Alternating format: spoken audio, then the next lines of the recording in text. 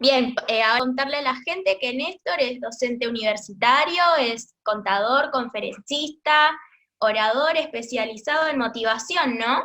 Bueno, pastor de la Así es. iglesia Acércate a Jesús de Villa Caraza y de Lanús, bueno, Lanús Oeste. Lanús Oeste, sí, casi Valentín Alsina. Casi Valentina Alsina. Nada, un gusto, Néstor, de estar acá. Bueno, y también quería aclararle a la gente que, justamente como decía, muchos de nuestros invitados no están involucrados con el partido y que solamente, nada, vienen a aportar su granito de arena para difundir la información de su sector y de cómo se encuentra actualmente. Dicho esto, bien, Néstor entonces nos cuenta cómo es el panorama actual del sector. Bueno, Daniela, sí. Bueno, con respecto al tema del área contable, el sector específicamente de los contadores públicos, en este tiempo, ¿no? Bueno, entendiendo que estamos en un marco de pandemia, que si tuviéramos que haber hecho esta entrevista hace 3 meses atrás o 4, seguramente muchas cosas hubieran sido distintas, ¿no? Pero bueno, en este nuevo contexto en el que estamos todos metidos y que evidentemente tenemos para un tiempo, la profesión de contador sí es una área en la que siempre está vigente, ¿no? Nuestro trabajo es continuo, en los últimos años se ha incrementado muchísimo, ha cobrado una gran relevancia, especialmente por una cuestión de que nosotros acá en Argentina tenemos un sistema impositivo, especialmente bastante complejo, ¿no es cierto? Entonces, tenemos muchos impuestos, muchas regulaciones sobre los impuestos, muchas leyes que van cambiando año tras año, y resoluciones y decretos y resoluciones tanto a nivel del Ejecutivo, como resoluciones a nivel de la AFIP, como resoluciones a nivel provinciales o municipales. Entonces eso hace que sea tan complejo que las empresas, por más que sean chicas, pequeñas, aún comercios, requieren sí o sí el asesoramiento de un contador. Esto, metido dentro del marco de la pandemia, hizo que además nuestra profesión tuviera un pico, hablando justamente que es una de las palabras a las que nos acostumbramos en este tiempo, de trabajo, ¿no es cierto? Especialmente estos últimos 2 meses, con lo que fue también el ATP, o todavía sigue siendo, la asistencia al trabajo y la producción, que hizo que, bueno, muchas empresas tengan que solicitar este beneficio al gobierno, después, una vez que se pedía ese beneficio, reflejar ese beneficio en los recibos de sueldo, abrir las cuentas para los trabajadores. Bueno, todo eso fue un trabajo muy arduo. También el tema de lo que a través de los sindicatos, las cámaras de comercio, aplicando los convenios colectivos y aplicando las leyes que están en este momento en vigencia o los decretos, se permitió la suspensión en muchos de los convenios colectivos de trabajadores, por ejemplo, comercio, que fue uno de los más, digamos, bueno, también la parte industrial. Entonces eso hizo también que muchas empresas requieran el asesoramiento porque hubo que reflejar eso en los recibos de sueldo. Después también tenemos el tema de los planes de pago, los beneficios impositivos que se fueron dando en diferentes impuestos, tanto a nivel zonal, por ejemplo, tasas, que son a nivel municipal, a nivel provincial, ARBA, que, bueno, prorrogó vencimientos, a nivel de AFIP, el crédito a tasa cero para los monotributistas. Bueno, todo ese combo hizo que estos últimos 2 meses, por lo menos para nosotros, fueran con mucho trabajo. Eso sumado a la imposibilidad en una primera etapa de poder atender al público de manera presencial. Ahora, en las últimas semanas, se fueron habilitando en diferentes zonas de lo que es AMBA la posibilidad de atención al público con protocolos. Entonces eso también hizo que tuviéramos que trabajar todo online, y muchas empresas y muchos comerciantes no están acostumbrados, salvo las grandes empresas que de repente, bueno, trabajan con personal especializado en esto, no están acostumbradas a trabajar todo online. Entonces fue todo también un trabajo hacia los clientes para poder asistirlos. Claro, entonces, por suerte, ustedes como que no les afectó tanto esto de la pandemia porque siguieron en actividad igual, y nada, están ayudando a las empresas también, asesorándolas, ayudándolas, y nada, es súper importante también eso. Y eso Sobre teniendo en todo. cuenta el trabajo a nivel, obviamente, económico, a nivel, obviamente eso lo vemos se ha afectado todo el mundo, nuestra profesión también, obviamente esta situación afectó a la cadena de pagos, afectó que las empresas o los comercios no puedan pagar, así como, como les cuesta hoy pagar los sueldos, se les va a costar pagar los aguinaldos. También hay una situación con respecto a los honorarios, también estamos teniendo un marco donde hay empresas que están viendo si seguir o no, comercios que están viendo si bajar la persiana o no. Entonces, en eso económicamente, obviamente que repercute en todos. O sea, es como que a nivel laboral, a nivel trabajo, muchísimo, y a nivel económico estamos todos dentro del mismo barco. Claro. Y ustedes, en cuanto a asesoramiento de las empresas en este marco de pandemia, ¿cómo los están solucionando?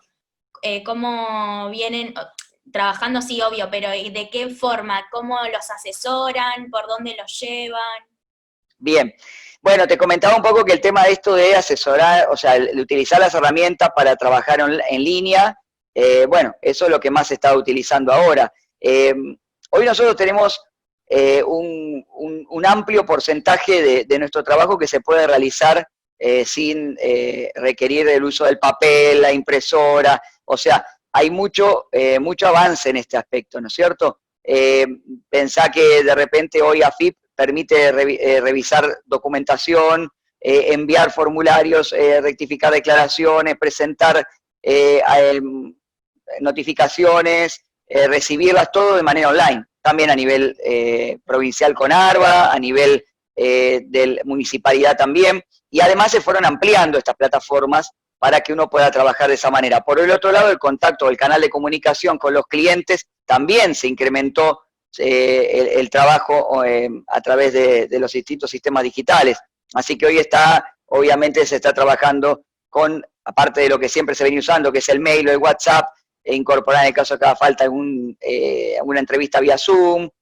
Bueno, como decimos, el envío de la documentación vía estos medios de internet, que las empresas o los comercios paguen de manera digital para evitar el uso del billete, y además porque también está un poco restringida la actividad bancaria con respecto a lo que es retiro de dinero, depósitos, entonces también se está tratando de trabajar de esa manera. Esa es la forma en que hoy estamos trabajando. Bueno, genial. Bien, otra pregunta, si cambiando bruscamente de tema, Sí. en cuanto a la gente, ¿cómo ves vos la actualidad en cuanto a la educación financiera que tiene la sociedad hoy en día? Bueno, esa es una pregunta más que interesante y muy buena, porque realmente la materia educación financiera no existe y debería existir. No existe en los colegios, no digamos primario, por ejemplo, pongamos que podría hacerse tranquilamente, ya enseñarle a los chicos chiquitos el concepto de ahorro, el concepto de financiación, el concepto de capital, el concepto de producción. Bueno, en el caso de la secundaria no existe esa materia, salvo alguna carrera específica que la tengo, algo que se toque ahí medio de oído, pero no hay una materia de educación financiera y no la hay en las universidades, salvo el que estudie la carrera de administración financiera o algo que tenga que ver con las finanzas específicamente. Pero hoy vos tenés profesionales que se reciben y no saben, no conocen, no manejan conceptos financieros básicos. Por ponerte un ejemplo que incluso lo tenemos dentro de nuestro propio estudio.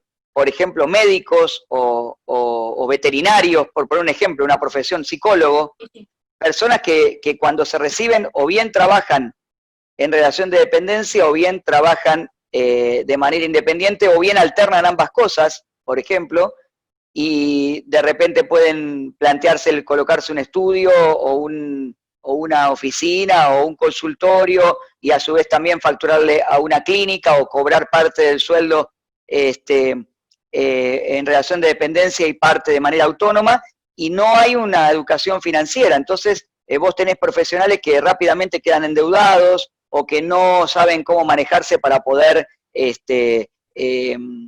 poder establecer su profesión y hacerse lugar en el mercado.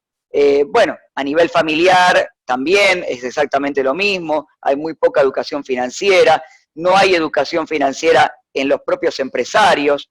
Eso también, de alguna manera, depende cómo se lo mire, incluso políticamente se ha usado mucho este tema, porque a veces parece como que hablar de educación financiera es una mala palabra, porque tiene que ver con, bueno, darle el dinero a los bancos, y es todo lo Claro, contrario. Y justamente la falta de educación hace que justamente la gente, lamentablemente, termine, o a veces las propias empresas, financiándose mal, no sabiendo cómo financiarse, o no saber, si querés que te lo lleve a la parte más sencilla, la mayoría de las personas común y corriente, ni siquiera que sean un empresario o un comerciante, no saben leer un resumen de tarjeta de crédito. Entonces, sin embargo, todo el mundo la tiene y todo el mundo lo paga y no sabe lo que está pagando. Entonces creo que es algo fundamental la educación financiera. Yo creo que es, ya hoy habría que empezar a trabajarlo para que en el futuro se incorpore a los planes de estudio la materia de educación financiera. Me parece que es fundamental.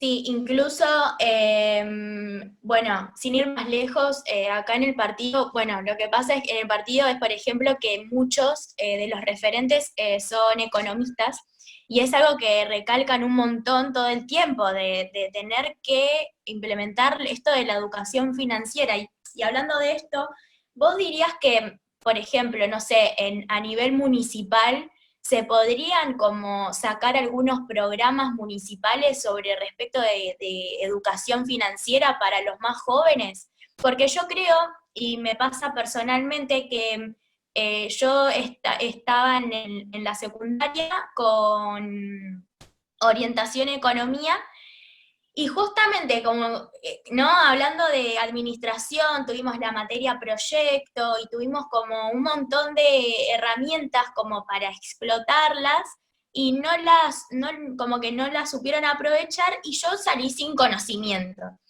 ¿Y qué pasa? Uno después sale de la secundaria, entra a la universidad y empezás a tener tu primer trabajo, empezás a tener tu primer sueldo, y muchas veces esto de la administración, uno que es joven y que es inexperto porque, bueno, te liberaste, te independizaste de tus padres económicamente, y bueno, y empezás, ¿no? Como a tener tu propia plata, y es como que esto de la administración es súper difícil.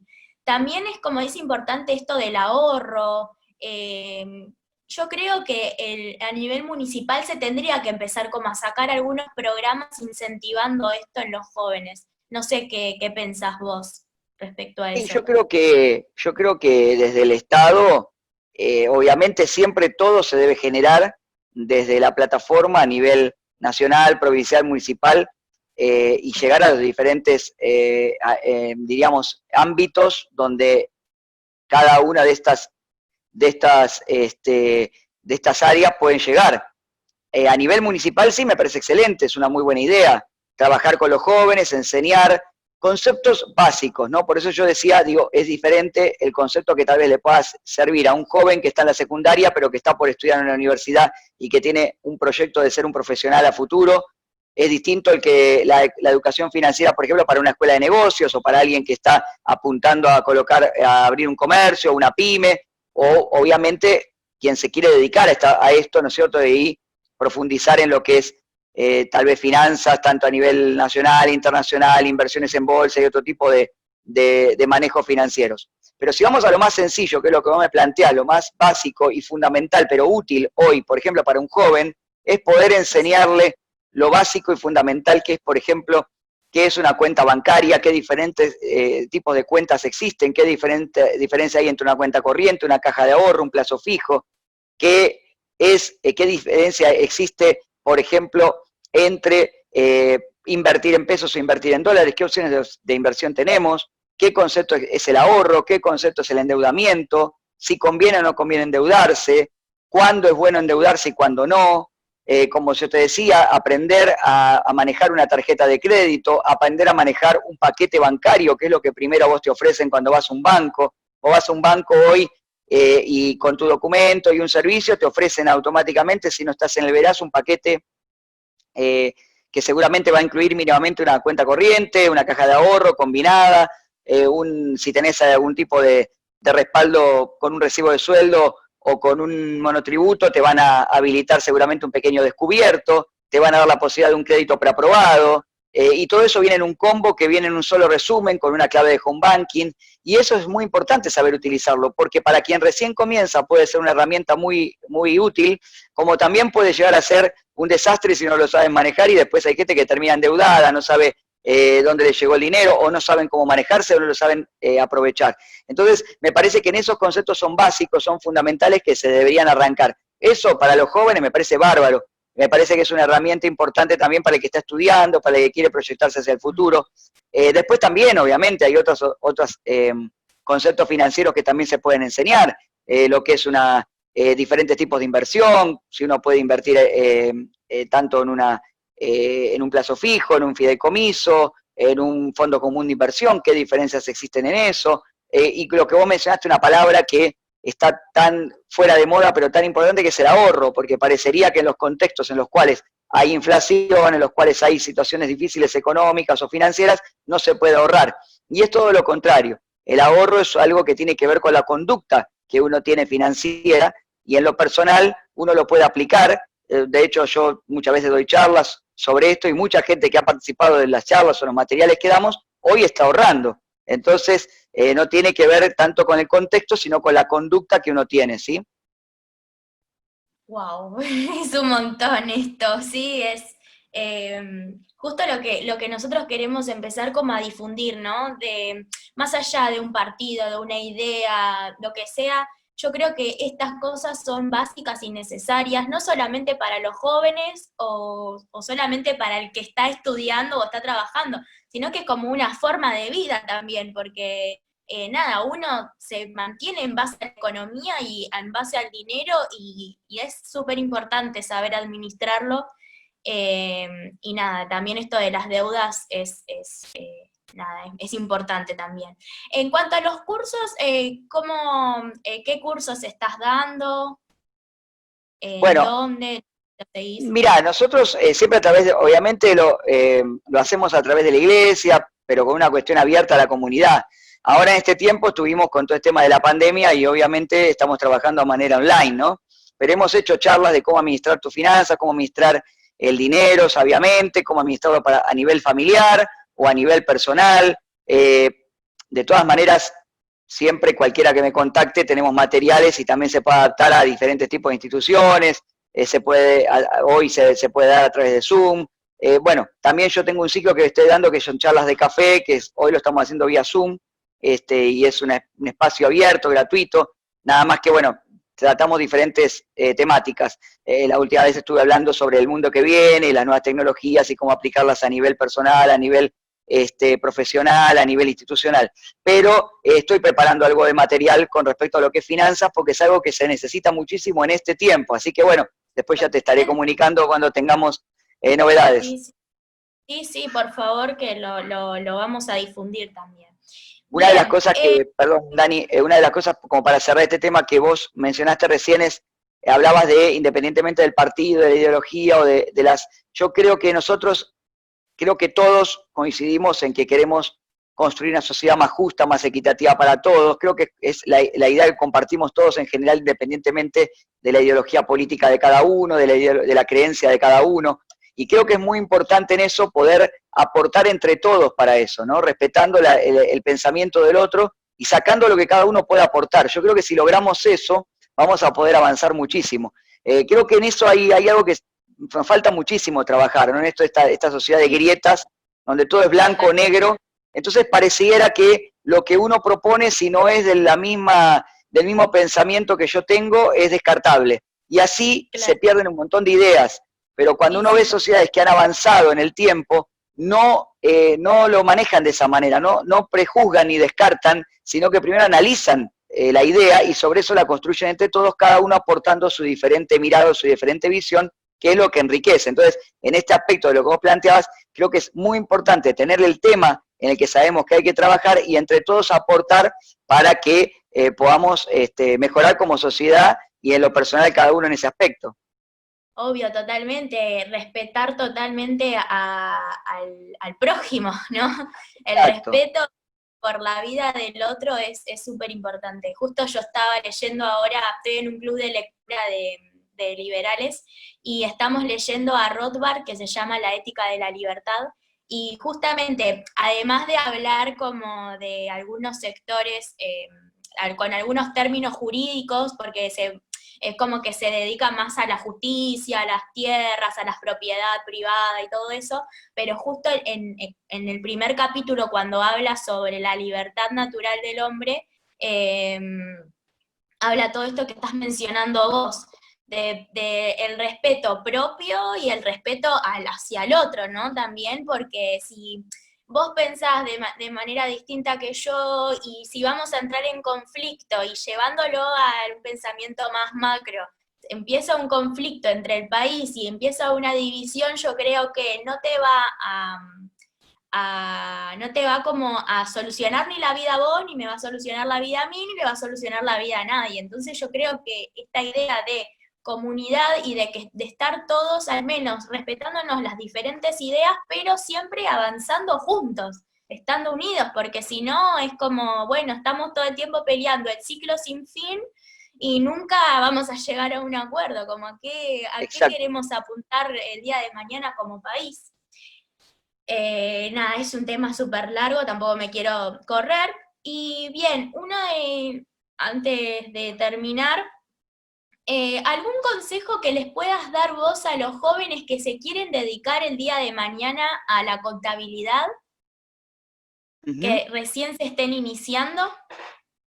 Bueno, la contabilidad, como es, obviamente no es una ciencia, es una ciencia exacta, así que obviamente si alguien quiere trabajar o dedicarse a esto, tiene que, bueno, saber que a veces se asocia solamente con los números, con los cálculos, pero no es solamente en eso. El contador hoy, más te vuelvo a repetir, en el contexto, en el país que nosotros estamos, el contador tiene que tener una amplitud, ¿no?, en sus conocimientos, porque el contador que realmente quiere asesorar de manera correcta, que quiere realmente estar bien equipado y preparado, tiene que estar, bueno, obviamente actualizado, tiene que estar bien empapado de la realidad, tiene que saber también tiene que tener conocimiento sobre otras áreas, algo del área jurídica, porque lo necesitamos, está en la carrera, pero va a haber que aplicarlo, no son materias que uno dice, bueno, esto después la estudio, pero no la voy a usar. No se trata solamente de sacar cuentas, no se trata solamente de cerrar un balance o hacer un ajuste o liquidar un impuesto. Tiene que saber algo de economía, tiene que saber que también la tiene la materia en la carrera, pero hay que aplicarlo, estar al tanto de lo macro y de lo micro, en lo económico. Tiene que saber de finanzas, como estábamos hablando recién, tiene que tener educación financiera, y hasta me atrevo a decir hoy que tiene que tener un poco de psicología también, porque hoy cuando uno tiene que atender al cliente o a la empresa o al empresario, uno tiene que tener también el carácter para poder acompañar en un proceso difícil como el que nosotros vivimos en Argentina ya de hace muchos años o décadas. Nos terminamos como acostumbrando, ¿no?, a estar mal y a decir, bueno, siempre hay un problema, siempre hay una crisis, el argentino como que está de crisis en crisis. Entonces eso afecta mucho al empresariado, al comerciante, porque muchos de los empresarios, de los comerciantes que vos atendés o que asesorás, te vuelvo a repetir, sea tanto a nivel, podés verlo a nivel macro, o sea, a nivel grande, a nivel de gran empresa o a nivel del comercio del barrio, te va a decir que es un sobreviviente a alguna de las crisis que hemos tenido. Sí. Y hoy estamos teniendo otra, que además es externa, que es mundial, y bueno, entonces uno tiene que acompañar en ese proceso. También es muy importante el carácter, el saber el trato con la gente, bueno, y por último, un contador es alguien que tiene que estar muy empapado también de las nuevas tecnologías. O sea, las profesiones en general van cambiando todo el tiempo, van renovándose, pero la nuestra es una profesión que está todo el tiempo requiriendo actualización, tanto a nivel de normativa como a nivel también de tecnología, para poder utilizarla. Simplemente para cerrar, para que te des una idea, ya está esto implementado, se demoró un poquito ahora por el tema de la pandemia, pero dentro de muy poquito tiempo todas las empresas que liquiden el IVA, por ejemplo, ya AFIP le va a dar lo que se llama el IVA Proforme, que es prácticamente preliquidado por la AFIP, todo un sistema online entre lo que se factura y lo que se recibe de factura de manera electrónica, y los contadores vamos a tener que controlar de otro lugar y liquidar de otra manera. Y para que te des una idea, hace 20 años cuando yo me recibí, el libro IVA compras y IVA ventas todavía se pasaba a mano. y en algunos casos se pasaba con la computadora, se imprimía y después se pasaba un disquete y ese disquete se llevaba al banco. Entonces, en muy poco tiempo cambia tanto la profesión que uno tiene que estar todo el tiempo actualizado. Un poquito es eso, ¿no? Pero es una profesión que tiene muchos aspectos ricos para poder aprovechar.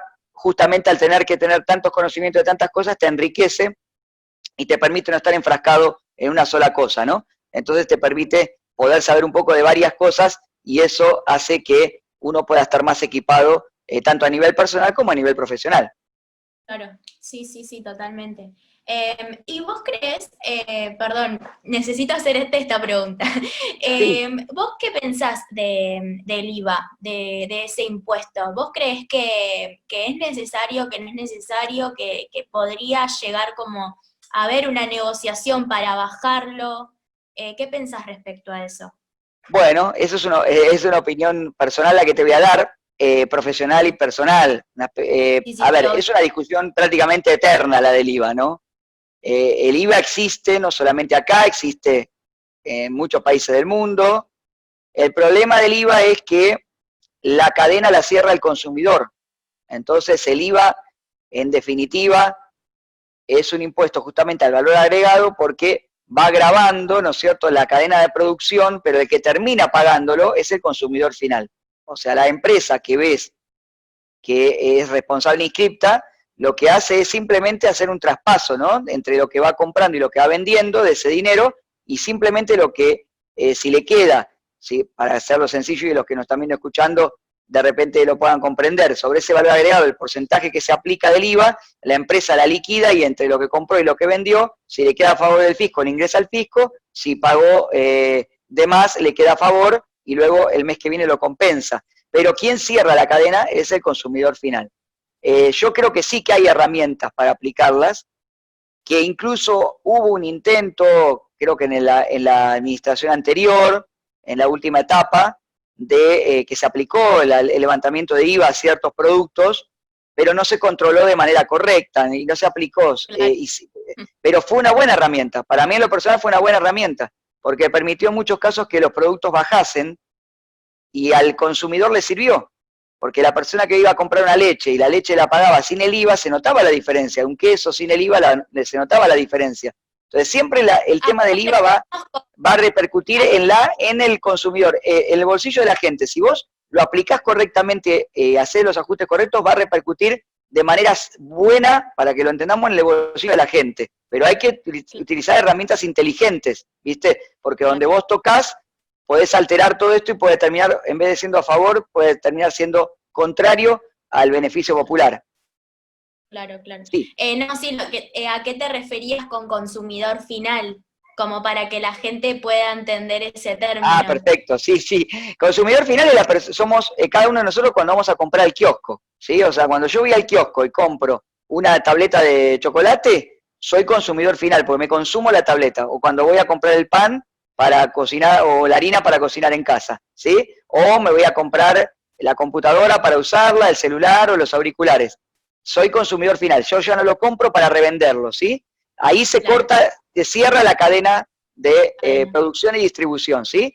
Ese consumidor final no tiene forma porque paga el impuesto, pero no se lo puede trasladar a otra persona. En cambio, de repente, para ponerlo sencillo, el productor, no sé, el que productor de harina vende la harina, ¿no es cierto? Y traslada en ese precio el IVA al que le compra la harina. El que compró la harina y la puso en el mayorista vuelve a trasladarlo el precio al minorista. Y el minorista se lo vende al consumidor final, que es Doña Rosa, que fue a comprar al almacén. Cuando Doña Rosa pagó la harina y la pagó 80 pesos, ahí adentro está pagando en ese importe un porcentaje del IVA. Pero Doña Rosa la usó para cocinar la torta o el pan, y es el consumidor final. Esa persona es la que termina pagando el impuesto, ¿sí? Entonces ahí es donde repercute el IVA. Por eso el IVA es un impuesto al consumo en realidad, y repercute directamente sobre el bolsillo de la gente, ¿sí? De la gente. Perfecto, quedó súper claro. Bien, y para el final, para finalizar, ¿algún libro que quieras recomendar? Que nos Sí, quieras sí. recomendar a todos. Bueno, tenía dos que puse, pero bueno, te voy a recomendar uno porque me pediste uno, así que... No, recomendá los ¿sí? dos, ¿eh? Bueno, dos que son muy lindos, me parecieron prácticos, sencillos, porque lo que dije, no voy a seleccionar libros que sean contables o que tal vez de repente no le interesa a mucha gente. Entonces, algo que sea sencillo y práctico para que cualquiera lo pueda ver, que lo está viendo o escuchando, lo pueda leer. Uno es este, que se llama Dueño Pyme, que es de un autor que se llama Matías Franco, que es asesor a pequeñas y medianas empresas, y también orador motivacional, y habla sobre economía, finanzas a nivel personal, a nivel pyme también, y aparte es amigo mío, así que es un muy buen libro porque habla de cómo superar la crisis para las pymes, justamente, así que muy práctico, muy bueno. Y el otro, que lo leí, me encantó, que tampoco no es tampoco un autor mega conocido, pero que me gustó muchísimo, que es de Tito Loiseau, que se llama Emprender hasta los 90. Y me pareció, es un libro que a mí por lo menos me sirvió, es de fácil lectura, los dos son de fácil lectura.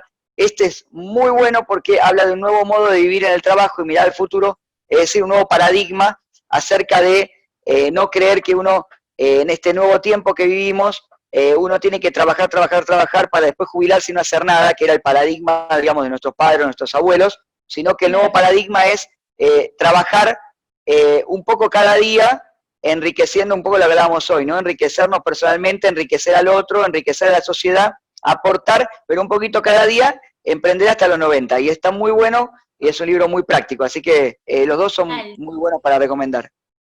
Encima a nosotros nos sigue muchísima gente emprendedora, muchos comerciantes de acá de Lanús, así que yo creo que les va a venir de 10 ahora en cuarentena que estamos en casa y viene bien siempre educarse un poco más. Así es. Bueno, Néstor, te mando un saludo gigante, muchas gracias por sumarte, por esta charla súper enriquecedora.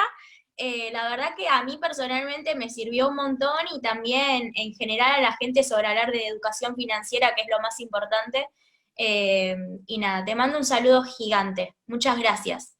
Gracias a ustedes y cualquier cosa en las redes sociales, en Facebook, Néstor Castillo, pueden comunicarse, cualquier duda, consulta, estaré a disposición. Gracias, Daniela, y gracias a ustedes por el espacio. Muchas gracias, Néstor. Saludos. Saludos.